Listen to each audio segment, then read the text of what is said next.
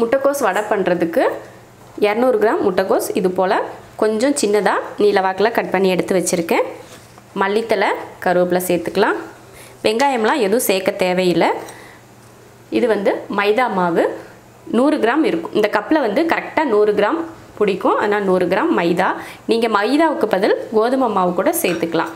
அதே கப்பில் அரை கப் அரிசி மாவு வந்து மொறுமொறுப்பு கிடைக்கிறதுக்காக. தேவையான உப்பு, மிளகாத்தூள் நம்ம காரத்தை பொறுத்து சேர்த்துக்கோங்க. நான் குட்டி ஸ்பூனில் 1 ஸ்பூன் சேர்த்துருக்கேன். கொஞ்சமாக இஞ்சி பூண்டு பேஸ்ட்டு சேர்த்துக்கோங்க. ரொம்ப அதிகம் வேணாம், லைட்டாக சேர்த்துக்கிறேன். 1/4 ஸ்பூனுக்கும் கம்மியாக சேர்த்துக்கோங்க. அவ்வளோதான். இப்போ இதை மிக்ஸ் பண்ணிடலாம்.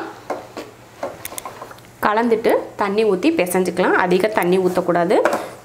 நம்ம எப்பயும் வடைக்கெலாம் கலந்து விடுவோம் இல்லையா, ரொம்ப கெட்டியாக அந்த மாதிரி கலந்துக்கிட்டால் போதும். இது போல் பிசைஞ்சுக்கணும். நம்ம வந்து வடை தட்டி போடுறப்போ எடுக்கிறப்பயே உதிரவும் கூடாது, அதே போல் தண்ணியாக வலிஞ்சும் வரக்கூடாது. அந்த அளவுக்கு நம்ம கெட்டியாக பிசைஞ்சு எடுத்து வச்சுக்கலாம். இப்போ பொரிச்சு எடுத்துடலாம். எண்ணெய் காஞ்சிருச்சு. இப்போ வடை போட்டு எடுத்துக்கலாம். பருப்பு வடைக்கு நம்ம எடுப்போம் இல்லையா, அந்த அளவுக்கு கையில் எடுத்துட்டு உருண்டையாக போடாமல் கொஞ்சம் இப்படி சப்பையாக போடுங்க. அப்போ தான் வேகிறது சீக்கிரமாக வேகும். உள்ளேலாம் இல்லைன்னு வச்சுக்கோங்களேன், உருண்டையாக இருந்துச்சுன்னா உள்ளேலாம் வேகாமல் அப்படியே இருக்கும். கொஞ்சம் சப்பையாக போட்டிங்கன்னா சீக்கிரமாக வெந்துடும். ரோட்டு கடைகள்லாம் பார்த்தீங்கன்னா கலர் சேர்ப்பாங்க. அது வந்து ரெட் கலராக இருக்கும். நம்ம வந்து கலர் எதுவும் சேர்க்காம வெறும் மிளகாத்தூள் மட்டும் சேர்த்துருக்கிறதுனால கலர் வந்து கொஞ்சம் கம்மியாக தான் இருக்கும். அடுப்பை சிம்மில் வச்சு பொரிச்சிடுங்க, இல்லைன்னா முட்டைக்கோஸ் பூரா கரிஞ்சு போயிடும். 2 பக்கம் திருப்பி போட்டு வெந்துருச்சு. இப்போ எடுத்துக்கலாம்.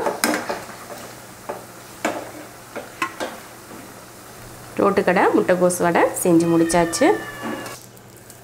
ரொம்ப ஈஸியாக இருக்கும். பார்த்தீங்கன்னா தெரியும், மொறுமொறுப்பாக உள்ள சூப்பராக முட்டைக்கோஸ்லாம் வெந்திருக்கு. ஒரு துளி வெங்காயம் கூட தேவையில்லை இந்த வடை செய்கிறதுக்கு. ரொம்ப ஈஸியாக செஞ்சு முடிச்சிடலாம். அதிக நேரமே ஆகாது.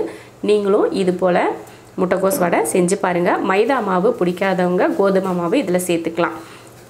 இது போல் வடை நீங்களும் செஞ்சு பார்த்துட்டு எப்படி இருக்குன்னு சொல்லுங்கள். பிடிச்சிருந்தா லைக் பண்ணுங்கள். மற்றவங்களும் பார்க்கணுன்னு நினச்சிங்கன்னா ஷேர் பண்ணுங்கள். மறக்காமல் நம்ம செரின்ஸ் கிச்சன் சேனலுக்கு சப்ஸ்கிரைப் பண்ணாதவங்க சப்ஸ்கிரைப் பண்ணிவிட்டு பக்கத்தில் இருக்க பெல் பட்டனை ப்ரெஸ் பண்ணுங்கள்.